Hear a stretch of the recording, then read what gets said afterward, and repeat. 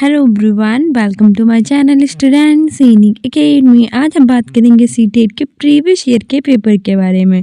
लेकिन आज हम बात करेंगे सोशल साइंस के बारे में, ठीक है। क्योंकि बच्चे कह रहे थे हम सोशल साइंस का पेपर लेकर आइए, तो आज हम सोशल साइंस की ही बात करेंगे। और आज हम सबसे पहले हमारा चाइल्ड डेवलपमेंट इन पेडागोजी के पहला क्वेश्चन है कथन और तर्क वाला।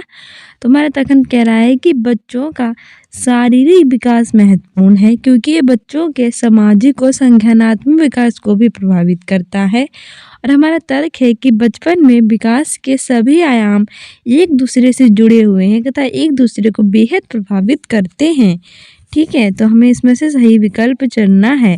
पहला कह रहा है कि ए और आर दोनों सही हैं और आर एक ही सही व्याख्या है।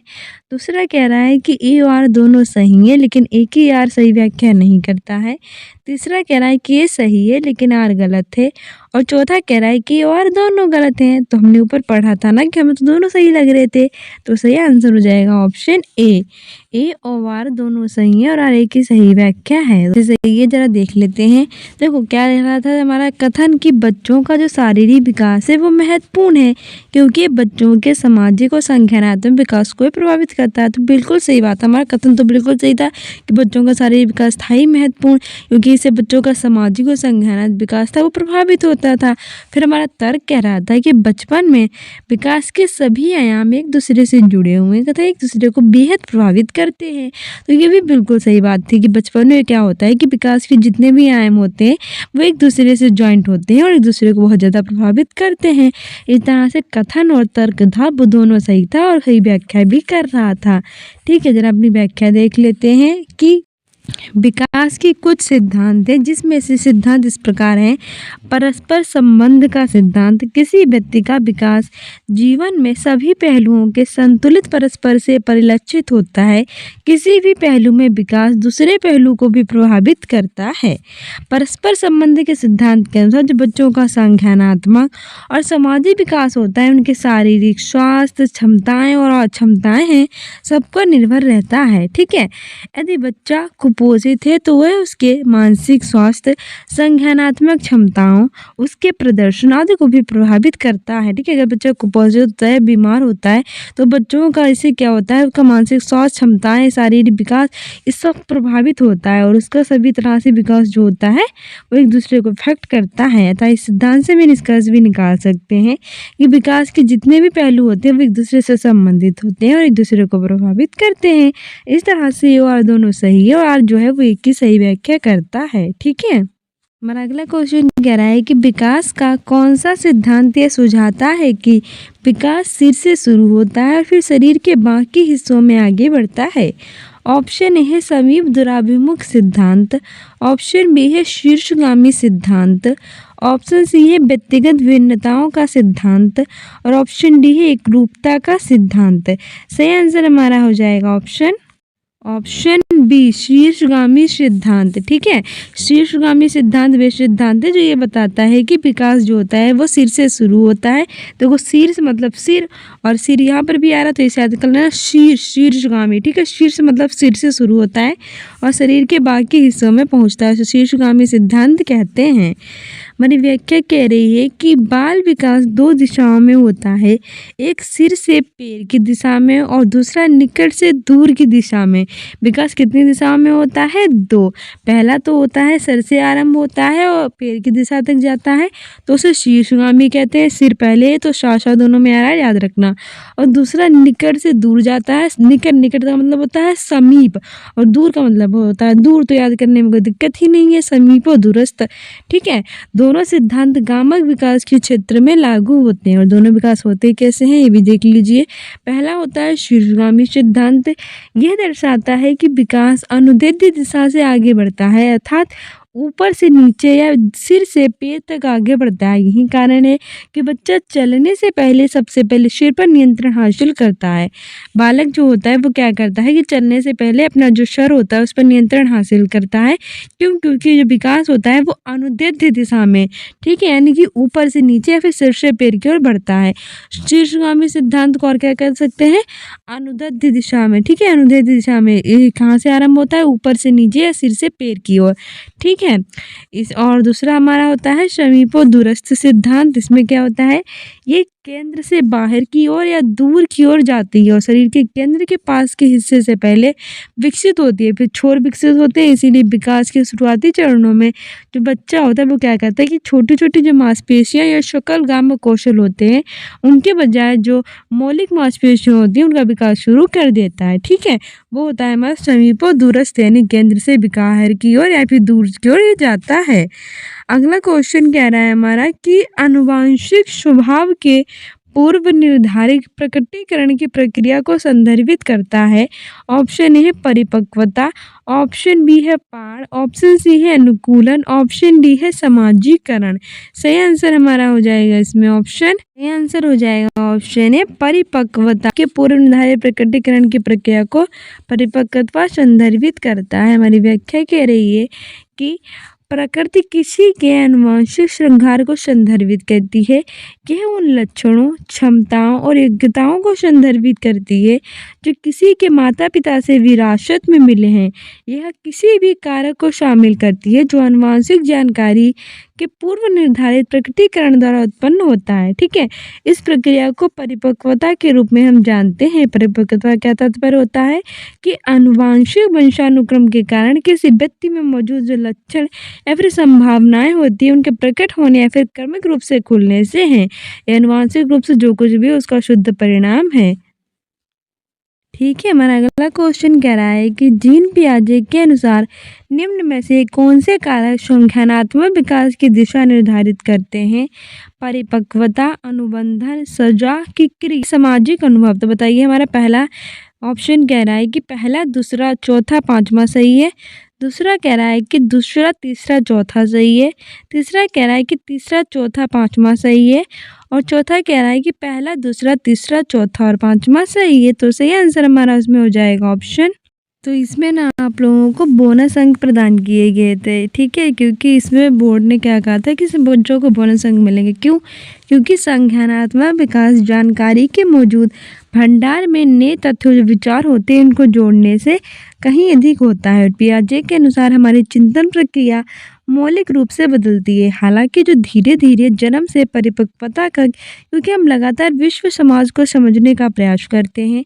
जीन पियाजे ने बच्चों के विकास को प्रभावित करने वाले 4 कारक बताए थे। वो थे हमारी परिपक्वता, क्रियाशीलता, सामाजिक अनुभव, संतुलन। यानी कि हमारा जो परिपक्वता में क्या था कि जब बच्चा थोड़ा बड़ा होता है और जैविक प्रक्रियाएं चिंतन के स्वरूप को बदल देती हैं। फिर क्रियाशीलता नेटिविटी क्या था? बच्चे पर्यावरण पर क्रिया करके हैं क्योंकि वे अन्वेषण, परीक्षण और निरीक्षण करते हैं, ठीक है? सामाजिक अनुभव है, सोशल एक्सपीरियंस क्या थे?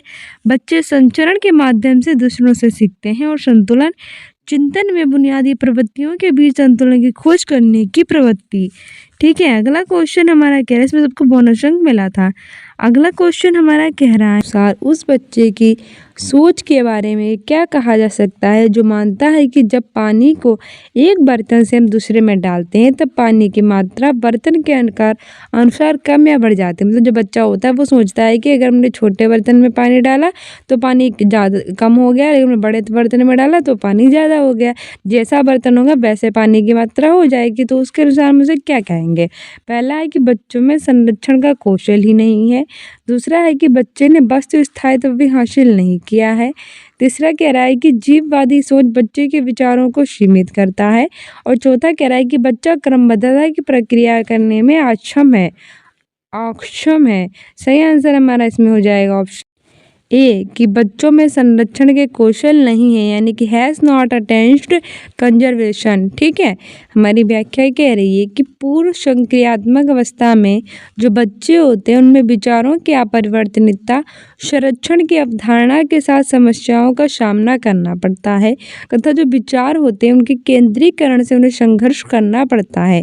संरक्षण इस विचार को संदर्भित करता है कि आकार में जब परिवर्तन होता है तो मात्रा समान रहती है, ये वो नहीं सोच पाता है, ठीक है? उदाहरण के लिए जब जीन पियाजे के अनुसार जो बच्चा था उसकी सोच में संरक्षण कौशल ही नहीं था, जो मानता था कि जब पानी का एक बर्तन दूसरे में हम डालते हैं तो पानी की मात्रा जो होती है वो बर्तन के अनुसार हो जाती है। यानी जब बर्तन बड़ा होता है तो पानी अधिक हो जाता है, जब बर्तन छोटा होता है तो पानी कम हो जाता है। ठीक है, क्योंकि उसमें संरक्षण की वो समझ थी वो पैदा नहीं हो पाई थी। अगला कह रहा है कि जीन पियाजे द्वारा दिए गए संज्ञानात्मक विकास के चरणों का सही क्रम क्या है? तो इसका मैंने ऑलरेडी शॉर्ट्स बना रखा है, ना देखते हो शॉर्ट्स देखा कीजिए एग्जाम में बेटर करने के लिए, क्योंकि जीन पियाजे से काफ़ी क्वेश्चंस आते हैं। तो पहला है संवेदी चालक चरण, पूर्व संक्रियात्मक चरण, मूल संक्रियात्मक चरण और आमूल संक्रियात्मक चरण। दूसरा कह रहा है कि पूर्व संक्रियात्मक चरण, मूल संक्रियात्मक चरण, संवेदी चालक चरण और आमूल संक्रियात्मक चरण। तीसरा कह रहा है आमूल संक्रियात्मक चरण, मूल संक्रियात्मक चरण, पूर्व संक्रियात्मक चरण, संवेदी चालक चरण। चौथा कह रहा है कि संवेदी चालक चरण, मूल संक्रियात्मक, पूर्व संक्रियात्मक और आमूल संक्रियात्मक। तो देखो मैंने आपको शॉर्ट्स में बताया भी था कि जो जीन पियाजे थे उन्होंने 4 चरण दिए थे। पहला उन्होंने चरण दिया था संवेदीगामक चरण, जो संवेदीगामक चरण जिसमें वस्तु स्थायित्व आ जाता है, 0 से 2 वर्ष होता है। दूसरा होता है हमारा पूर्व संक्रियात्मक चरण, जो 2 से 7 वर्ष तक होता है। तीसरा मूल संक्रियात्मक होता है, जिसे हम अनौपचारिक संक्रियात्मक चरण भी कहते हैं। और चौथा हमारा होता है अमूल संक्रियात्मक चरण, जिसे औपचारिक संक्रियात्मक चरण भी कहते हैं। तीसरा वाला होता है 7 से 11 वर्ष तक और चौथा होता है 11 से 15 वर्ष या फिर किशोरावस्था तक। तो कौन सा हमारा इसमें सही हो जाएगा? देखो पहले था संवेदीगामक चरण, सही है। दूसरा था पूर्व संक्रियात्मक चरण, बिल्कुल सही है। तीसरा था मूलत और फिर था अमूलत, तो सही आंसर हमारा ऑप्शन ए ही हो जाएगा। ठीक है, इसमें पूर्व पहले आ गया तो गलत है, अमूलत पहले आएगा नहीं, इसमें भी नहीं आएगा। तो पहले हमारा आएगा संवेदीगामक चरण, फिर हमारा पूर्व संक्रियात्मक चरण, फिर मूल संक्रियात्मक, फिर अमूलत। इस तरह से हमारा ऑप्शन ए सही हो जाएगा। ठीक है, इसको और बेहतर समझ सकते हैं अपनी व्याख्या के माध्यम से। जीन पियाजे के संज्ञानात्मक विकास सिद्धांत के अनुसार संज्ञानात्मक विकास के विभिन्न चरण होते हैं, उनकी विभिन्न दरों पर होता है।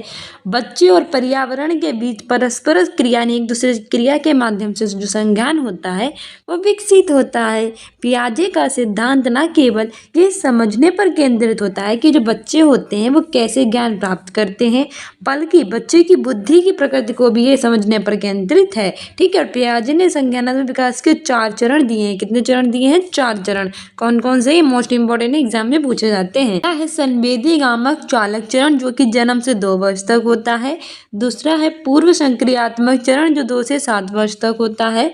तीसरा है मूल संक्रियात्मक चरण, जो कि 7 से 11 वर्ष तक होता है। चौथा है अमूल संक्रियात्मक चरण, जो 11 वर्ष और उससे अधिक होता है। तो कितने दिए हैं? 4 चरण दिए हैं। कौन कौन सा? संवेदीगामक, जो जन्म से 2 वर्ष है। पूर्व संक्रियात्मक चरण, जो 2 से 7 वर्ष है।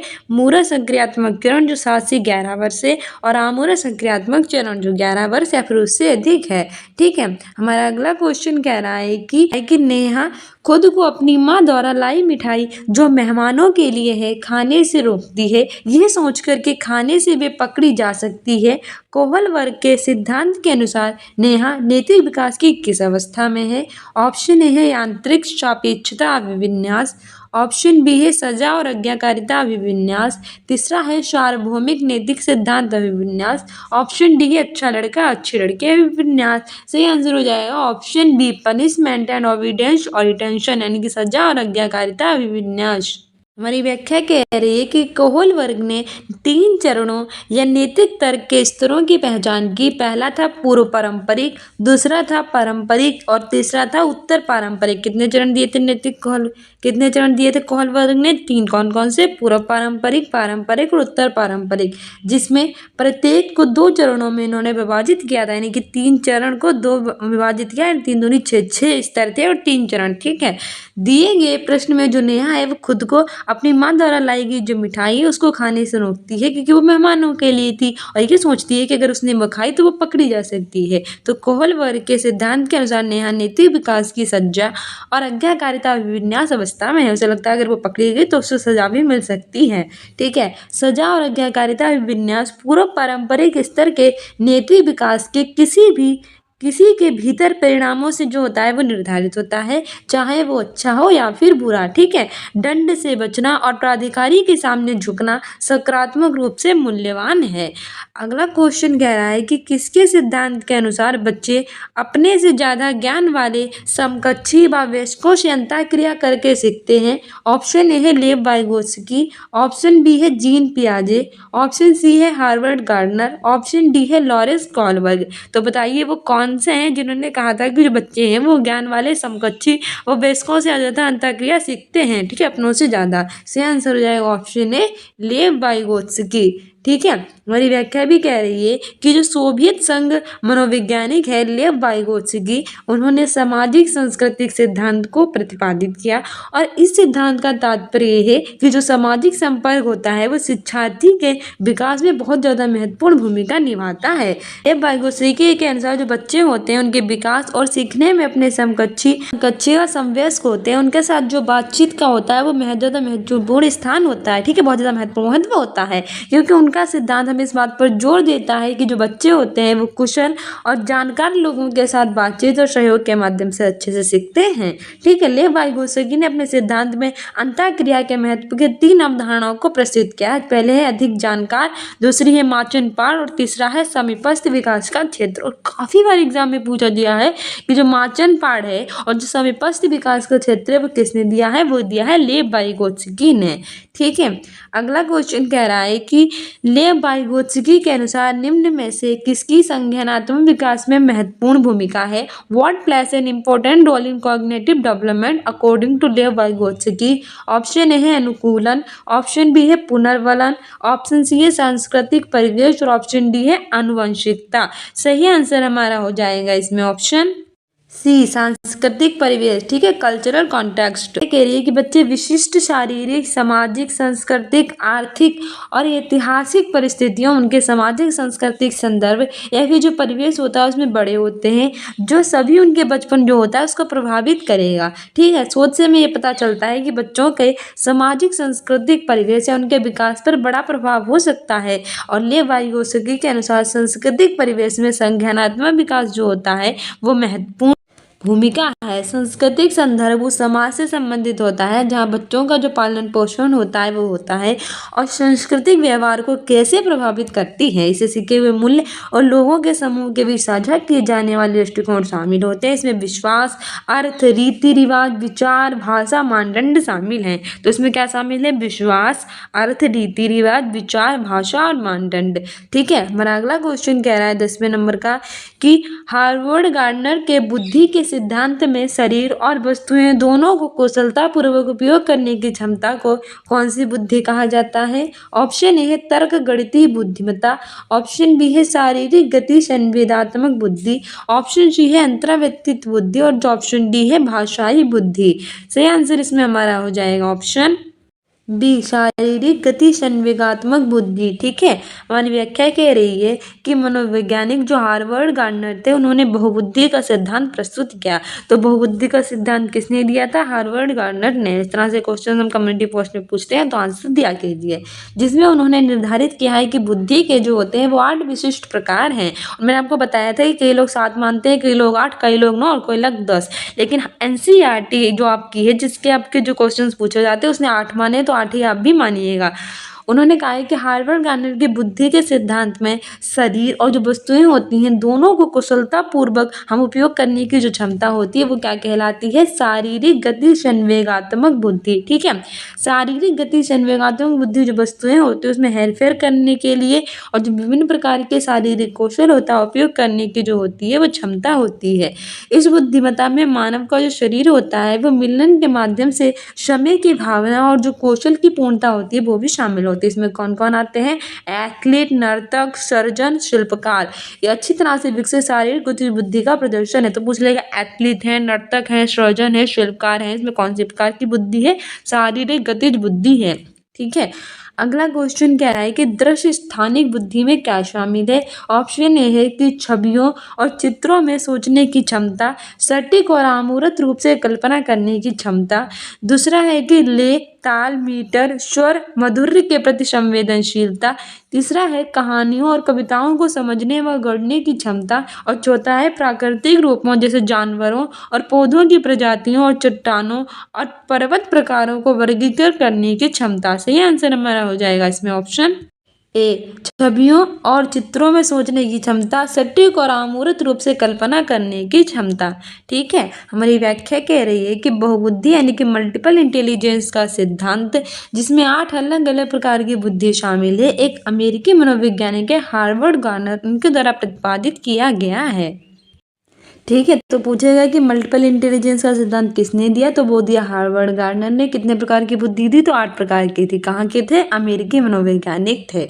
उन्हीं में से एक दृश्य स्थानिक बुद्धि में छवियां और जो चित्र होते हैं उसमें सोचने की क्षमता, सटीक और अमूर्त रूप से कल्पना करने की क्षमता होती है, शामिल है। ठीक है, ऐसे लोग स्थानिक अभिविन्यास में अच्छे होते हैं और दृश्य चित्र और पैटर्न बनाते हैं। ये मन की आंखों से दुनिया की आसानी से जो है वो कल्पना कर सकते हैं और अपनी धारणा के आधार पर जो परिवेश होता है उसको संशोधित कर सकते हैं और अपने दृश्य अनुभवों के पहलुओं को फिर से बना सकते हैं। ठीक है, ये जो छवियां होती हैं, जो आकृतियां होती हैं, जो चेहरे बारीक विवरण होते हैं, उनको याद रखने और विभिन्न कोणों से चीजों की कल्पना करने में अच्छे होते हैं। और उच्च दृष्टि स्थानिक वाले जो होते हैं वो आर्किटेक्ट, चित्रकार, इंटीरियर डिजाइनर, पायलट, नाविक आदि होने की भी इनकी संभावना होती है। ठीक है, हमारा 12वां क्वेश्चन कह रहा है, हमारा अगला क्वेश्चन कह रहा है कि सह शिक्षा कक्षा में लड़कों के लिए एक शिक्षक की टिप्पणी, मजबूत बनो, लड़कियों की तरह नम्र व्यवहार मत करो, किसको बढ़ावा देगा। यानी कि एक जो क्लासरूम है, यानी कि एक क्लास चल रही है, उसमें टीचर ने कहा है लड़कों से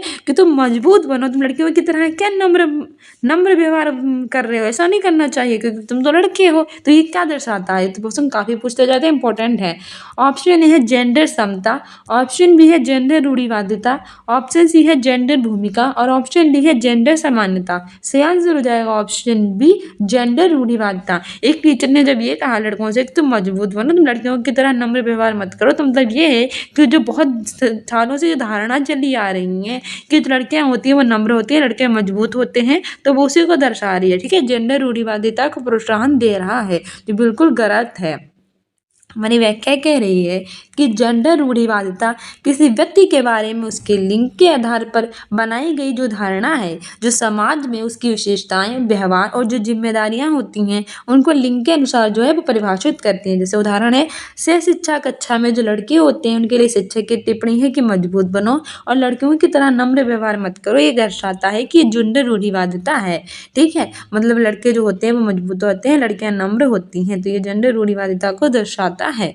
अगला क्वेश्चन कह रहा है कि शिक्षार्थियों वाली कक्षा में शैक्षणिक रणनीतियां क्या होनी चाहिए। ऑप्शन ए है उचित समावेशन, ऑप्शन बी है मानकीकृत मूल्यांकन, ऑप्शन सी है गैर प्रासंगिक पाठ्यक्रम, ऑप्शन डी है दृष्टिकोण में अनम्यता। सही आंसर हो जाएगा ऑप्शन ए, उचित समावेशन। ठीक है, हमारी व्याख्या कह रही है जो विद्यार्थी अलग अलग शिक्षार्थी होते हैं उसके विविध शिक्षार्थी, मतलब अलग अलग तरह से शिक्षार्थी आते हैं, उनकी कक्षा में शैक्षणिक रणनीतियाँ उचित समावेशन में होनी चाहिए। ठीक है, समावेशी कक्षा में उस शिक्षा प्रणाली, समावेशी शिक्षा होती है वो शिक्षा प्रणाली को संदर्भित करती है जिसमें शारीरिक, बौद्धिक, सामाजिक, भाषाई जो अन्य विकलांग स्थितियां होती हैं उनकी परवाह किए बिना सभी बच्चे होते हैं वो एक साथ शामिल होते हैं। निवेश शिक्षा समावेशी शिक्षा कहलाती है जिसमें किसी भी धर्म, जाति, लिंग और कोई भी मानसिक विकृता या फिर कोई भी शारीरिक विकलांगता कुछ भी हो, बस सब बच्चे इन सबके परवाह किए बिना एक साथ शिक्षा ग्रहण करते हैं।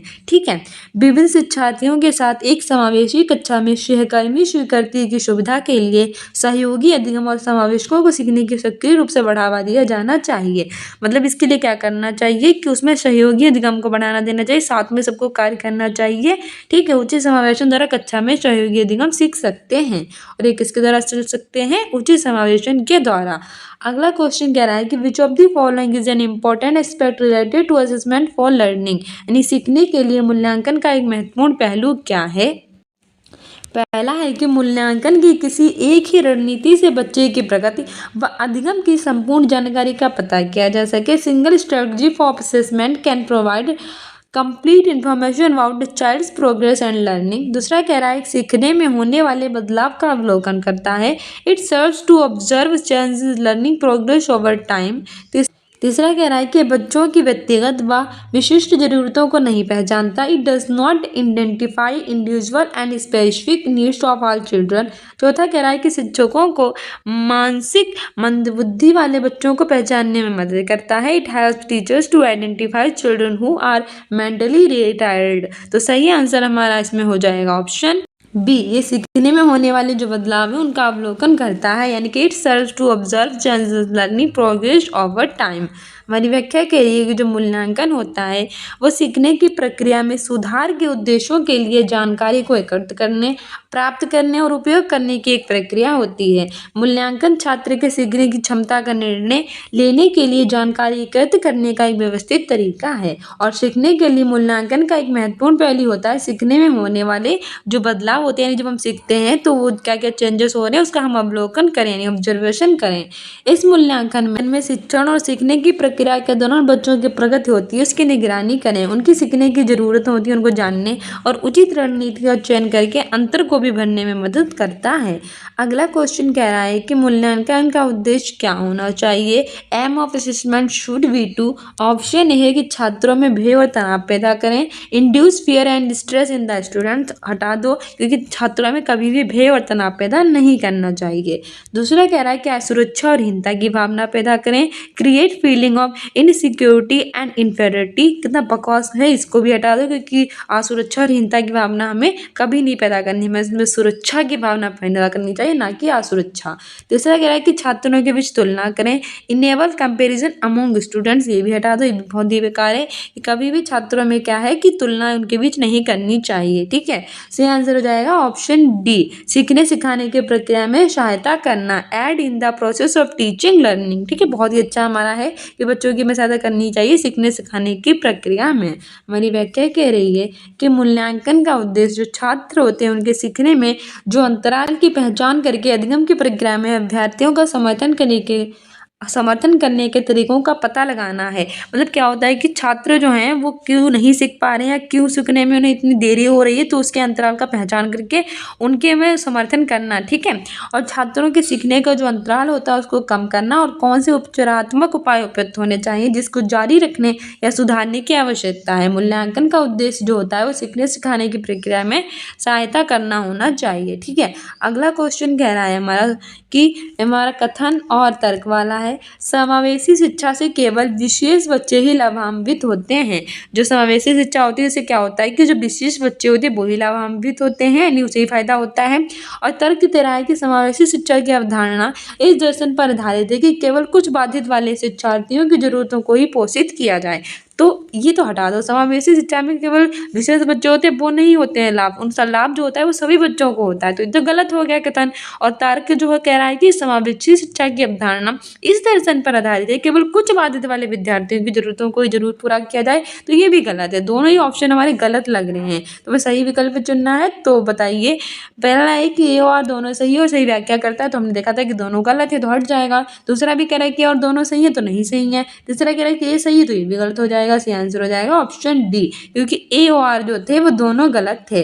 ठीक है, हमारी व्याख्या भी कह रही थी अगर हम अच्छे से कथन और तर्क पढ़ लेंगे और पहले उसे हटा देंगे तो व्याख्या ऑप्शन में कंफ्यूज नहीं होंगे। ठीक है, और जैसे मैंने आपको पहले हटा दिया था कि कौन से गलत है, पहले ही हटा दिया तो ऑप्शन में कंफ्यूज नहीं हुए। हमारी व्याख्या कह रही है कि समावेशी शिक्षा होती है, मैंने आपको बता ही दिया कि समावेशी वह शिक्षा होती है जिसमें सामान्य बच्चे और जो विशेष बच्चे होते हैं वो एक साथ शिक्षा ग्रहण करते हैं और दोनों को लाभ होता है। ठीक है, सामान्य कक्षा में व्यक्तिगत भिन्नताओं का समागम करना है, ना कि केवल विशेष बच्चे जो होते हैं, क्योंकि सभी बच्चों की शिक्षा प्रणाली में शामिल करने के लिए संदर्भित करती है। ठीक है, चाहे उनकी भिन्नता और क्षमता जो होती है वो कुछ भी हो।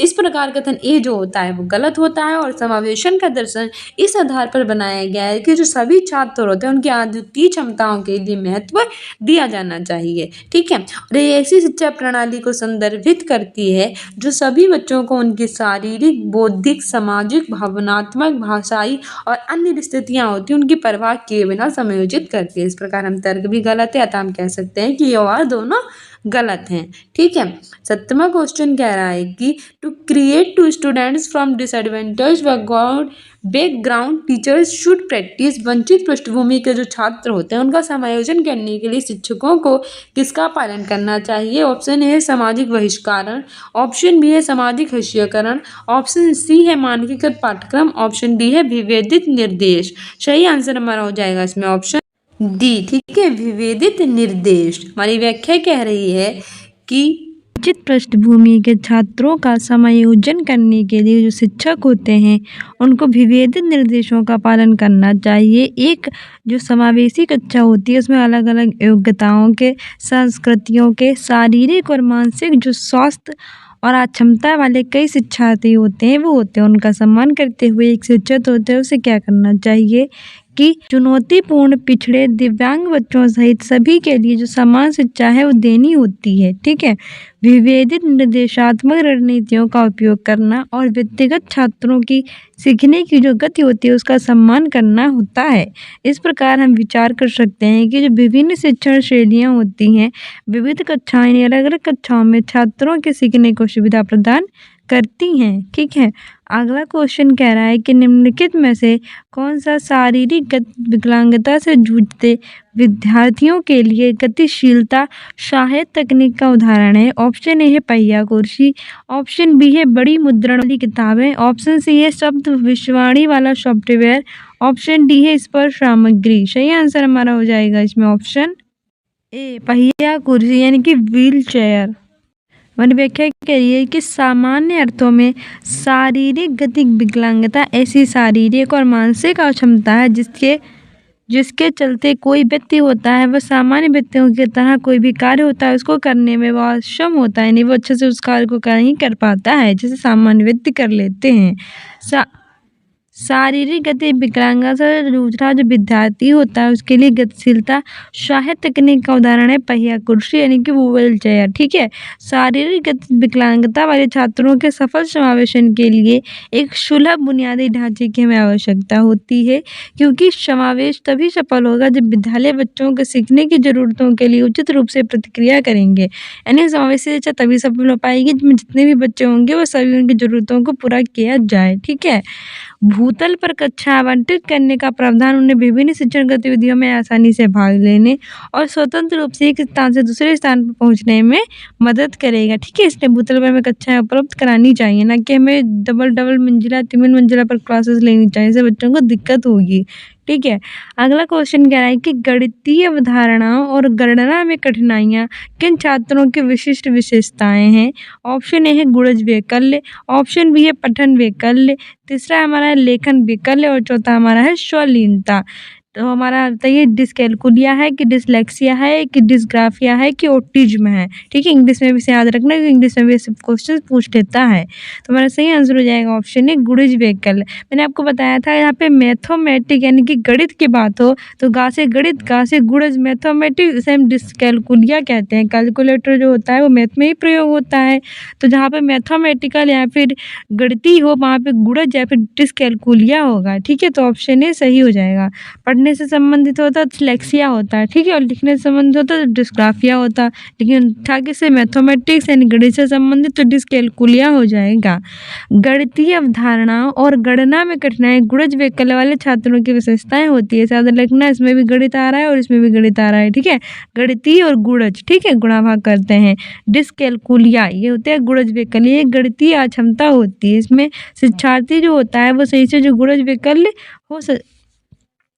शिक्षार्थी को गुणज वैकल्य हो सकता है। इसमें हमें कौन कौन सी दिक्कतें आती हैं, जैसे कि गिनने में कठिनाई होती है, चीज़ें जो होती हैं उसको क्रम में व्यवस्थित करने में कठिनाई होती है, मात्रा, स्थानीय मान और सकारात्मक और नकारात्मक मान होते हैं उनकी अवधारणाओं को समझने में भी कठिनाई होती है।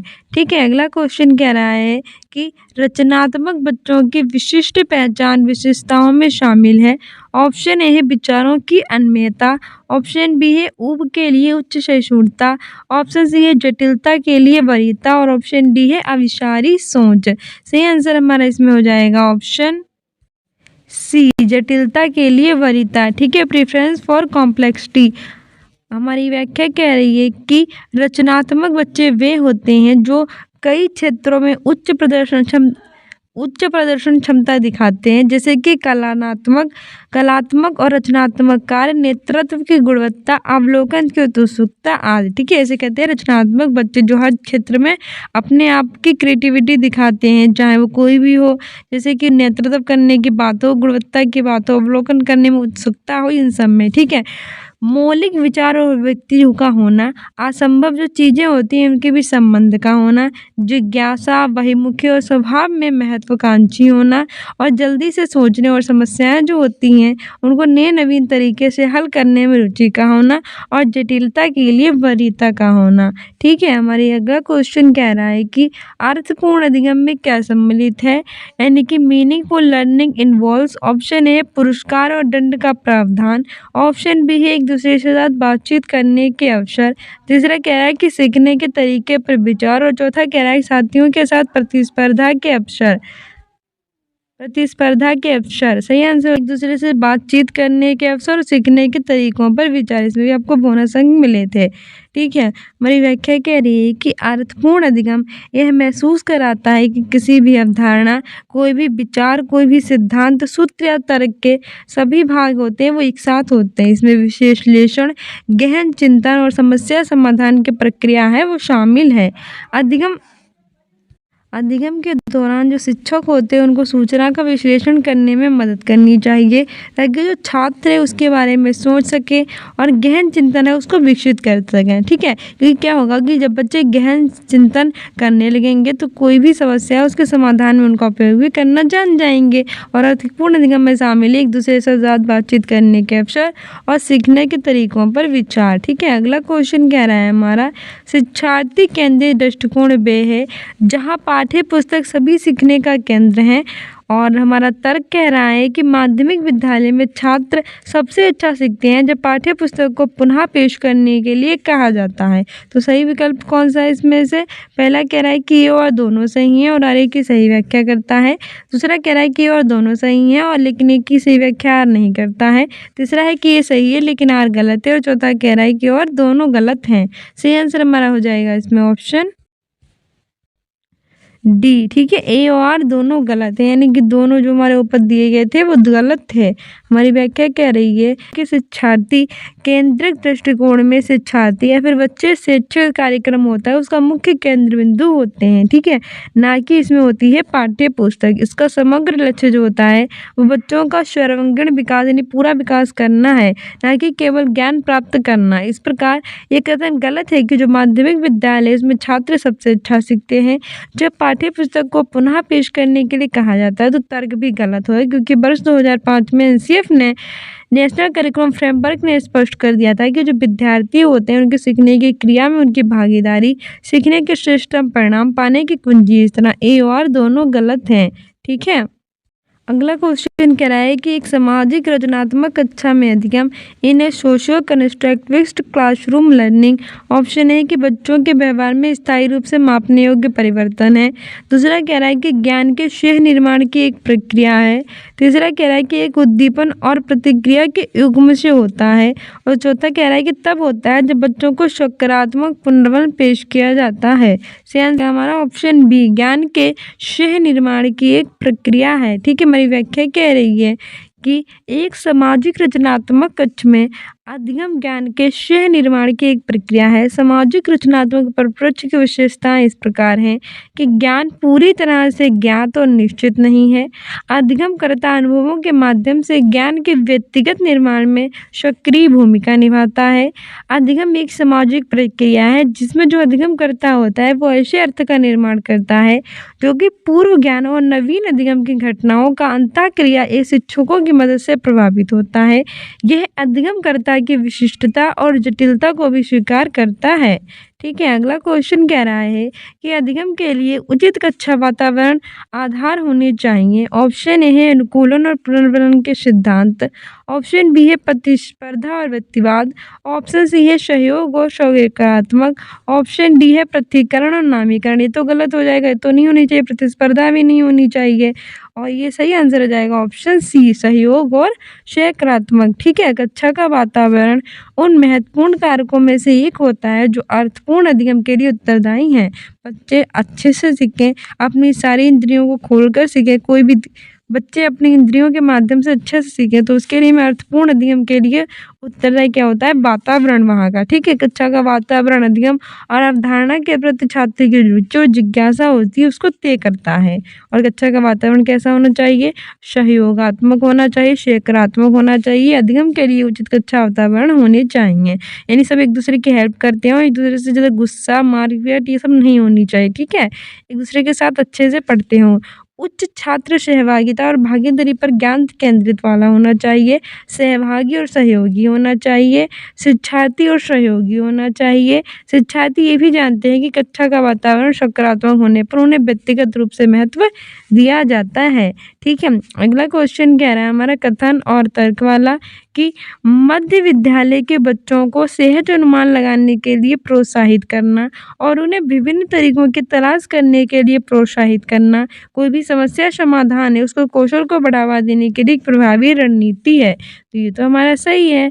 और तर्क कह रहा है कि बच्चे विभिन्न दृष्टिकोणों की चर्चा और सोच की प्रक्रियाओं के माध्यम से सीखते हैं। तो बताइए सही विकल्प कौन सा है? ये और दोनों सही हैं और एक की या सही व्याख्या करता है। दूसरा कह रहा है कि और दोनों सही है और सही व्याख्या नहीं करता है। दूसरा कह रहा है कि और दोनों सही है लेकिन एक की और सही व्याख्या नहीं है। तीसरा कह रहा है कि ये सही है लेकिन आर गलत है। और चौथा कह रहा है कि और दोनों गलत हैं। सही आंसर हो जाएगा ऑप्शन ए और आर दोनों सही हैं और ए आर की सही व्याख्या करता है।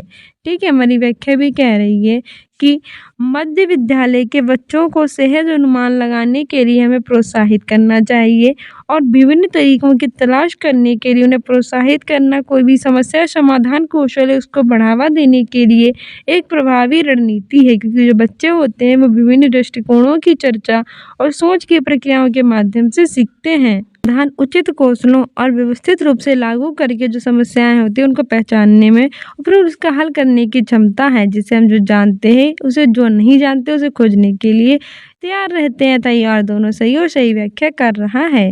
अगला क्वेश्चन कह रहा है कि कक्षा में प्रश्न questions in the classrooms. Option A है कि केवल छात्रों द्वारा पूछे जाने चाहिए और सिर्फ शिक्षक द्वारा ही उत्तर दिया जाना चाहिए। तो ये तो बकवास है, नेगेटिव में चला जा रहा है। दूसरा कह रहा है कि केवल शिक्षक द्वारा पूछे जाने चाहिए और छात्रों द्वारा उत्तर दिया जाने, केवल लग गया तो हट जाएगा। किसी के भी द्वारा नहीं पूछे और नहीं जवाब दिए जाने चाहिए। तो ये तो करने क्या जाओगे जब कोई पूछोगे ही नहीं, जवाब नहीं दोगे। सही आंसर हो जाएगा ऑप्शन डी, छात्रों और शिक्षकों दोनों के द्वारा पूछे और उत्तर दिए जाने चाहिए। Should be asked answers both by the students and teacher. हमें ऐसे क्लासरूम रखनी चाहिए जिसमें दोनों लोग एक्टिव हों, टीचर भी हों और बच्चे भी हों। ठीक है, एक दूसरे से जवाब भी दे सके और सवाल भी पूछ चुके, ना कि बिल्कुल ऐसा क्लास कर देनी चाहिए जिसमें मेरे बच्चे ही पूछे और मास्टर चुपचाप जवाब दें और कुछ पूछे ही ना। या फिर ऐसा भी नहीं करना चाहिए जितना सिर्फ मास्टर ही पूछे और बच्चे जवाब दें और बच्चे कुछ पूछे ही ना। तो ऐसे क्लासरूम नहीं रखनी चाहिए, हमें ऐसी क्लासरूम रखनी चाहिए जिससे दोनों एक्टिव हों। ठीक है, हमारी व्याख्या कह रही है कि कक्षा में प्रश्न छात्रों और शिक्षकों दोनों द्वारा पूछे और उत्तर दिए जाते हैं। प्रश्न पूछना जिज्ञासा और कौतूहल को भी उत्पन्न करता है। ठीक है, सबसे प्रभावी रणनीतियों को संदर्भित करता है। प्रश्न पूछना कक्षा को जो माहौल होता है उसको ज़्यादा परस्पर संवादात्मक बनाता है। ठीक है, जैसे ही बच्चा प्रश्न पूछता है कि शिक्षक जो होता है वो छात्र के संदेह और प्रश्नों को स्पष्ट कर देता है और छात्रों के प्रश्न पूछने का कौशल और अधिक जानने की जिज्ञासा भी विकसित हो जाती है। ठीक है, अगला क्वेश्चन कह रहा है हमारा कि शिक्षार्थियों में आंतरिक अभिप्रेरणा को कैसे बढ़ा सकते हैं। ऑप्शन ए है भौतिकवादी पुरस्कार प्रदान करके, ऑप्शन बी है नकारात्मक सुदृढ़ीकरण द्वारा, ऑप्शन सी है दंड के द्वारा, ऑप्शन डी है सीखने की खुशी पर ध्यान केंद्रित करके। नकारात्मक है ये तो हटा दो, दंड है इसको भी हटाओ, भौतिक पुरस्कार इसे भी हटा दो। सही आंसर हो जाएगा ऑप्शन डी, सीखने की खुशी पर ध्यान केंद्रित करके, focusing on the Joy of learning. ठीक है, सबसे अच्छा यही है। हमारी व्याख्या भी कह रही है कि आंतरिक प्रेरणा वह होती है जो कोई भी व्यक्ति को किसी गतिविधि होती है उसे आगे बढ़ाने के लिए प्रेरित करती है, बाहरी पुरस्कारों के लिए नहीं। मतलब बाहर से अगर तुम्हें कोई पुरस्कार दे, तुम्हारी मतलब तुम्हें कहे कि तुम्हें टॉफ़ी देंगे या ये तुम्हें बाइक देंगे, तुम ये काम करो, तो बाहरी होता है। जबकि हम अपनी खुशी के लिए करते हैं तो वो आंतरिक प्रेरणा होती है और हमेशा अपनी आंतरिक प्रेरणा के लिए कार्य करना चाहिए। ठीक है, बल्कि इसीलिए कि कार्रवाई स्वयं सुखद है। विद्यार्थियों में आंतरिक प्रेरणा जो होती है वो सीखने की खुशी पर ज्ञान केंद्रित करके हम बढ़ा सकते हैं। ठीक है, गतिविधि करने में अनुभव किए गए आनंद के तत्व वास्तव में गतिविधि को बनाए रखते हैं। हमें जो शौक हमें खुशी देते हैं उनको बार बार करना भी हमारी आंतरिक प्रेरणा का उदाहरण है।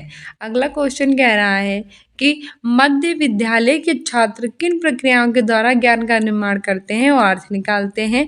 सक्रिय अन्वेषण, आमूल जो समस्याएं हैं उन पर काम करके, पूछताछ और प्रयोग के द्वारा, और शिक्षकों और साथियों के साथ बातचीत करते हैं। तो बताइए पहला और तीसरा सही है। दूसरा ऑप्शन कह रहा है कि पहला, दूसरा और चौथा सही है। तीसरा कह रहा है कि दूसरा, तीसरा और चौथा सही है। चौथा कह रहा है कि पहला, दूसरा, तीसरा और चौथा सही है। सही आंसर इसमें हमारा हो जाएगा ऑप्शन डी पहला, दूसरा, तीसरा और चौथा सही है, यानी कि इसमें सारे सही हैं।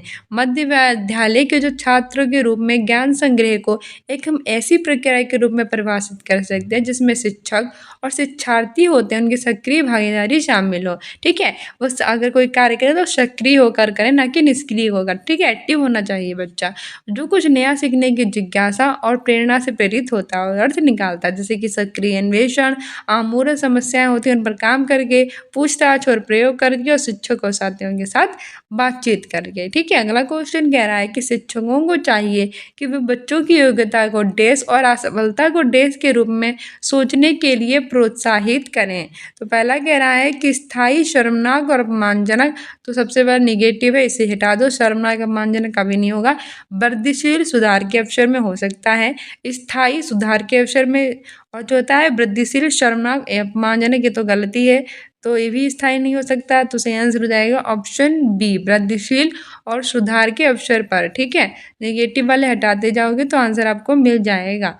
हमारी व्याख्या कह रही है कि अध्यापन का लाभ अधिकतम तब होता है, नहीं अध्यापन, जब कोई भी अध्यापन करते हैं उसका सबसे ज़्यादा लाभ हमें तब होता है जब जो शिक्षक होता है, जो टीचर होता है, वो छात्रों के लिए कैसे काम करेगा, एक सुविधा के रूप में। ठीक है, एक शिक्षक को विद्यार्थियों का प्रदर्शन लक्ष्यों के बजाय सीखने के लक्ष्य निर्धारित करने के लिए प्रोत्साहित करना चाहिए। बालकों को सिखाना चाहिए कि कैसे वो अपना लक्ष्य प्राप्त कर सकते हैं और लक्ष्य प्राप्त करना उनके लिए कैसे ज़रूरी है। ठीक है, शिक्षकों को चाहिए कि बच्चों की योग्यता है उनको वृद्धिशील और असफलता में सुधार के अवसर के रूप में सोचने के लिए प्रोत्साहित करें। अगर बच्चे असफल हो गए तो बच्चे क्यों असफल हो गए, कैसे वो आगे प्रयत्न कर सकते हैं, उन सबको हमें प्रोत्साहित करना चाहिए। ठीक है, शिक्षकों की भूमिका को शिक्षार्थियों को उनके सीखने में सक्रिय प्रतिभागियों के रूप में देखने के लिए माना जाता है, ना कि ज्ञान के प्राप्तकर्ता के रूप में। ठीक है, हम बच्चों को, हमें शिक्षार्थियों को ऐसा रखना चाहिए कि वो बच्चों को आगे बढ़ने के लिए प्रेरित करें, ना कि पीछे ढकेलने के लिए, उन्हें उनकी मंजिल तक पहुंचाएं, ना कि मंजिल पर जाने से उन्हें रोकें। ठीक है, सिर्फ उन्हें ज्ञान प्राप्तकर्ता के रूप में नहीं देखना चाहिए, उन्हें सीखने के सक्रिय प्रतिभागी के रूप में देखना चाहिए। ठीक है, अगला क्वेश्चन कह रहा है कि अकादमिक निम्न में से कौन सा कारक विफलता के लिए जिम्मेदार है। ऑप्शन ए है सहयोगात्मक शिक्षा, ऑप्शन बी है समावेशी कक्षाएं, ऑप्शन सी है गैर प्रासंगिक पाठ्यक्रम, ऑप्शन डी है सार्थक अधिगम। सही आंसर हो जाएगा ऑप्शन सी, गैर प्रासंगिक पाठ्यक्रम। ठीक है, हमारी व्याख्या कह रही है कि शैक्षणिक उपलब्धियों में छात्रों की विफलता के कई कारण होते हैं, जैसे कि रुचि में कमी होना, उसका कम ध्यान देना। इसके प्रमुख कारणों में से एक गैर प्रासंगिक कार्यक्रम है, पाठ्यक्रम है। यानी बच्चे जो होते हैं वो फेल हो जाते हैं, उसके कई कारण होते हैं, या तो वो ध्यान नहीं देते हैं कि मतलब अगर तुम्हें जो पढ़ना चाहिए वैसे पढ़ते नहीं हैं, या फिर उनकी इंटरेस्ट कम होता है, वो मतलब हिंदी तो अच्छे से नहीं पढ़ेंगे, या सोशल साइंस अच्छे से नहीं पढ़ेंगे, या इंग्लिश, उसमें से किसी में काफ़ी वीक होंगे। और एक कारण और भी होता है, वो होता है गैर प्रासंगिक पाठ्यक्रम। गैर प्रासंगिक किसी चीज़ की जांच या व्याख्या करने की प्रक्रिया होती है जो संदर्भ से अलग होती है, जिसमें वह अंतर्निहित होती है, ये सचेत और अवचेतन रूप में होती है। गैर प्रासंगिक पाठ्यक्रम छात्रों की विफलता के लिए जिम्मेदार होता है, क्योंकि उस पाठ्यक्रम के समाधान में सक्षम नहीं होगा जो उनकी वास्तविक दुनिया के साथ प्रासंगिक नहीं है। ठीक है, सो डियर स्टूडेंट्स, ये था हमारा सीटेट का प्रीवियस ईयर का paper. I hope you like this video. If you like it then like, subscribe and share, and don't forget to subscribe this channel. साथ ही मैंने सारी प्लेलिस्ट बना रखी है प्रीवियस ईयर की, अगर आपने ना देखी हो तो देख लीजिए। और आज हम स्टूडेंट्स यूनिक अकेडमी को इंस्टाग्राम पे फॉलो कर लीजिए अपने एग्जाम में बेटर करने के लिए। मिलते हैं नेक्स्ट वीडियो में। Keep loving, keep watching, keep sharing. Thank you, bye.